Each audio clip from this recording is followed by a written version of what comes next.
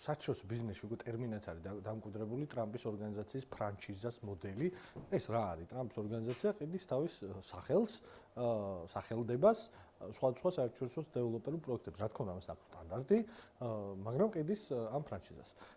ტრამპის სახელი კი არა, ვისი სახელიც გინდა დაარქვით მსოფლიოში 7 კორპუსიან ურბანულ გენოციდს, რომელიც მოკლავს იპოდრომს და ჩააქრობს თბილისის ცენტრში ფილტვებს, რისი სახელიც გინდა დაარქვით, ეს ყველა ვარიანტში და ყველა შემთხვევაში იქნება უდიდესი ღორობა ყველა თბილისელთან მიმართ.